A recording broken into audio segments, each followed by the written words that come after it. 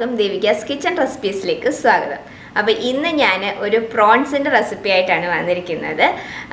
ചെമ്മീനും മാങ്ങയും കൂടി ഇട്ടിട്ടുള്ള ഒരു കറിയാണ്. ഇതിന് മുന്നേ ഞാൻ ഉണക്കക്കൊഞ്ചും മാങ്ങയും കൂടെ ഒരു കറി ഉണ്ടാക്കിയിട്ടുണ്ട്. ചെട്ടുളങ്ങര കുംഭഭരണി സ്പെഷ്യൽ കൊഞ്ചും മാങ്ങ. പക്ഷേ ഇന്ന് ഇപ്പം ഞാൻ ഉണ്ടാക്കുന്നത് പച്ചക്കൊഞ്ചും മാങ്ങയും വെച്ചിട്ടുള്ള ഒരു കറിയാണ്. നല്ല ടേസ്റ്റി ആയിട്ടുള്ള ഒരു കറിയാണ്. അപ്പം നമുക്ക് വീഡിയോയിലേക്ക് പോകാം. അപ്പം നമുക്ക് കൊഞ്ച് കറി ഉണ്ടാക്കാം. അതിന് വേണ്ടിയിട്ട് ഞാനിവിടെ 1/2 കിലോ കൊഞ്ചാണ് ക്ലീൻ ചെയ്തെടുത്തിരിക്കുന്നത്. അപ്പോൾ ഇത് നമ്മൾ മാങ്ങ ഇട്ടിട്ടാണ് കറി വെക്കുന്നത്. അപ്പോൾ അതിന് വേണ്ടിയിട്ട് ആദ്യം തന്നെ നമുക്കൊരു അരപ്പ് തയ്യാറാക്കണം.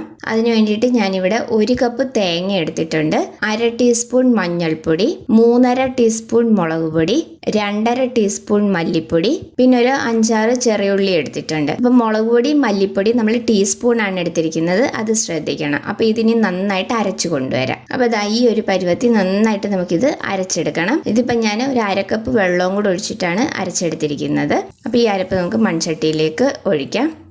ഇനി ആ മിക്സിയുടെ ജാറിൽ തന്നെ കുറച്ച് വെള്ളവും കൂടെ ഇതിലേക്ക് ചേർത്ത് കൊടുക്കാം. അപ്പോൾ നിങ്ങൾക്ക് ഗ്രേവി എത്ര വേണോ അതിനനുസരിച്ച് വെള്ളം ചേർത്ത് കൊടുക്കണം. ഞാനിപ്പോൾ 1/2 കപ്പ് വെള്ളം ഇതിലേക്ക് ഒഴിച്ചിട്ടുണ്ട്. നമ്മൾ അരയ്ക്കാൻ നേരം 1/2 കപ്പ് വെള്ളവും കൂടി ഒഴിച്ചിട്ടാണ് അരച്ചെടുത്തിരിക്കുന്നത്. അപ്പം മൊത്തത്തിൽ 2 കപ്പ് വെള്ളം ഞാൻ ഒഴിച്ചിട്ടുണ്ട്. പിന്നെ നിങ്ങൾക്ക് ഗ്രേവി എത്ര വേണോ അതിനനുസരിച്ച് വെള്ളം ചേർത്ത് കൊടുക്കണം. പിന്നെ നമ്മളിവിടെ പുളിക്ക് വേണ്ടിയിട്ട് മാങ്ങയാണ് ചേർക്കുന്നത്. ഞാനിപ്പോൾ മീഡിയം സൈസിലുള്ള ഒരു മാങ്ങ ഫുൾ എടുത്തിട്ടുണ്ട്. പിന്നെ മാങ്ങയുടെ പുളിയുടെ അനുസരിച്ച് അളവ് കൂട്ടിയും കുറച്ചൊക്കെ എടുക്കാം. അപ്പം നല്ല പുളിയുള്ള മാങ്ങയാണെന്നുണ്ടെങ്കിൽ ഒരു മാങ്ങ ഫുൾ ഇടണം എന്നില്ല. ഇത് അത്യാവശ്യം കുറച്ച് പുളിയുള്ള മാങ്ങയാണ്. അപ്പോൾ ഞാൻ മീഡിയം സൈസിലുള്ള ഒരു മാങ്ങയാണ് ഇത് എടുത്തിരിക്കുന്നത്. അപ്പോൾ ഈ മാങ്ങയും കൂടെ നമുക്കിനി ഇതിലേക്ക് ചേർത്ത് കൊടുക്കാം.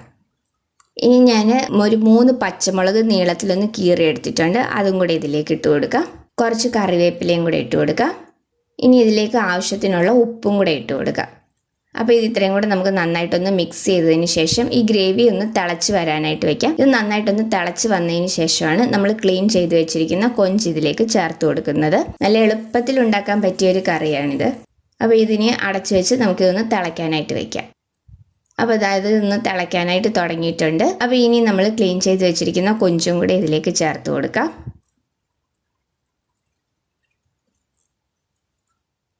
അപ്പോൾ കൊഞ്ചും കൂടെ ഇതിലേക്ക് ചേർത്ത് കൊടുത്തിട്ടുണ്ട്. അപ്പോൾ ഇനി നമുക്ക് ഇത് നന്നായിട്ടൊന്ന് കുക്ക് ചെയ്തെടുക്കണം. അപ്പോൾ നിങ്ങൾക്ക് ഗ്രേവി എത്ര വേണോ അതിനനുസരിച്ചുള്ള വെള്ളം ചേർത്ത് കൊടുക്കണം. അപ്പോൾ ഇത് നന്നായിട്ടെല്ലാം ഒന്ന് മിക്സ് ചെയ്തെടുത്തിട്ടുണ്ട്. അപ്പോൾ ഇനി ഇതിലേക്ക് ഞാനൊരു 1/4 ടീസ്പൂൺ ഉലുവാപ്പൊടിയും കൂടെ ചേർത്ത് കൊടുക്കുന്നുണ്ട്. 1/4 ടീസ്പൂണിൽ കൂടി പോകരുത്, കയ്പ്പ് വരും. അപ്പോൾ അതും കൂടെ ചേർത്ത് നന്നായിട്ടൊന്ന് മിക്സ് ചെയ്തതിന് ശേഷം നമുക്കിത് അടച്ചു വെച്ച് മീഡിയം ഫ്ലെയിമിൽ വെച്ചിട്ട് നന്നായിട്ടൊന്ന് കുക്ക് ചെയ്തെടുക്കാം. അപ്പോൾ കൊഞ്ച് പെട്ടെന്ന് തന്നെ വെന്ത് കിട്ടും. ഒരു 10-15 മിനിറ്റ് ഒന്ന് അടച്ചു വെച്ച് കുക്ക് ചെയ്താൽ മതി. അപ്പോൾ ഇത് നന്നായിട്ട് വെന്ത് വരികയും വേണം. ഈ ഗ്രേവി കുറച്ചുകൂടെ ഒന്ന് വറ്റി കുറച്ചുകൂടെ ഒന്ന് കുറുകി വരികയും വേണം. അപ്പോൾ അതിന് വേണ്ടിയിട്ട് നമുക്കിതൊന്ന് അടച്ചു വെച്ച് കുക്ക് ചെയ്യാം. അപ്പോൾ അടച്ചു വെക്കുമ്പോൾ അടപ്പ് ഫുള്ളായിട്ട് അടച്ചു വെക്കരുത്, ചെറിയൊരു ഗ്യാപ്പ് ഇട്ടിട്ട് വേണം അടയ്ക്കാനായിട്ട്, അല്ലെങ്കിൽ കറി തിളച്ച് തൂവിപ്പോകും. ഇനി നമുക്കിത് തുറന്ന് നോക്കാം. അപ്പം ഞാൻ ഇടയ്ക്ക് തുറന്നിട്ട് ഇളക്കി കൊടുത്തിട്ടുണ്ടായിരുന്നു. അപ്പോൾ ഇപ്പം നമ്മുടെ കൊഞ്ചും മാങ്ങയും എല്ലാം നന്നായിട്ട് വെന്ത് വന്നിട്ടുണ്ട്. അപ്പം ഞാൻ ഈ ഒരു ഗ്രേവിയിലാണ് ഇത് എടുക്കുന്നത്. അപ്പോൾ നമ്മളിത് തേങ്ങ അരച്ചതായതുകൊണ്ട് ഇരുന്ന് കുറച്ചും കൂടെ ഇതൊന്ന് തിക്കാവും ഇതിൻ്റെ ഗ്രേവി. അപ്പോൾ അതുകൊണ്ട് ഞാൻ ഈ ഒരു ഗ്രേവിയിൽ ഞാനിത് ഓഫ് ചെയ്ത് വെക്കുകയാണ്. അപ്പം നിങ്ങൾക്ക് എത്ര ഗ്രേവി വേണോ അതിനനുസരിച്ച് വേണം ആദ്യം വെള്ളം ചേർത്ത് കൊടുക്കാനും. അപ്പോൾ ഇനി ലാസ്റ്റായിട്ട് കുറച്ച് കറിവേപ്പില ഇട്ട് കൊടുക്കാം. 1 ടേബിൾ സ്പൂൺ പച്ചവെളിച്ചെണ്ണയും കൂടെ ഒഴിച്ചു കൊടുക്കാം. ഞാൻ ഇതിലേക്ക് കടുകൊന്നും താളിക്കുന്നില്ല. ലാസ്റ്റ് ഇതുപോലെ 1 ടേബിൾ സ്പൂൺ പച്ചവെളിച്ചെണ്ണ ഒഴിക്കുകയാണ് ചെയ്യുന്നത്. അപ്പോൾ നിങ്ങൾക്ക് കടുക് താളിക്കണം എന്നുണ്ടെങ്കിൽ കടുകും ചെറിയുള്ളിയും കൂടെ താളിച്ച് ചേർക്കുകയാണെങ്കിൽ നല്ല ടേസ്റ്റ് ആയിരിക്കും. അങ്ങനെ വേണ്ടവർക്ക് അങ്ങനെ വേണമെങ്കിലും ചെയ്യാം. അപ്പോൾ അതും കൂടെ ചേർത്ത് നന്നായിട്ടൊന്ന് മിക്സ് ചെയ്തിട്ടുണ്ട്. അപ്പോൾ ഞാൻ ഫ്ലെയിം ഓഫ് ചെയ്ത് വെച്ചിട്ടുണ്ട്.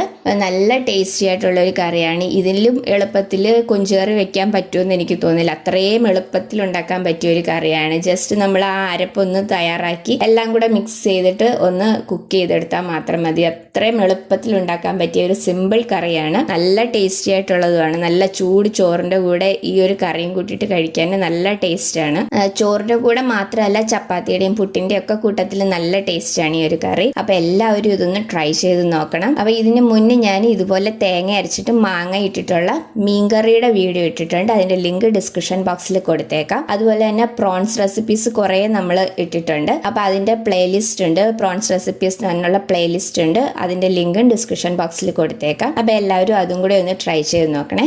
അപ്പോൾ ഈ ഒരു കറി എല്ലാവരും ഒന്ന് ട്രൈ ചെയ്ത് നോക്കണം. അത്രയും നല്ല ടേസ്റ്റി ആയിട്ടുള്ള ഒരു കറിയാണ്. അപ്പോൾ ട്രൈ ചെയ്ത് നോക്കിയിട്ട് നിങ്ങളുടെ അഭിപ്രായങ്ങൾ കമൻസിലൂടെ അറിയിക്കണം. അപ്പോൾ വീഡിയോ ഇഷ്ടമായിട്ടുണ്ടെങ്കിൽ ലൈക്ക് ചെയ്യാനും ഷെയർ ചെയ്യാനും സബ്സ്ക്രൈബ് ചെയ്യാനും മറക്കരുത്. അടുത്ത വീഡിയോയിൽ വേറൊരു നല്ല റെസിപ്പി ആയിട്ട് കാണാം. താങ്ക്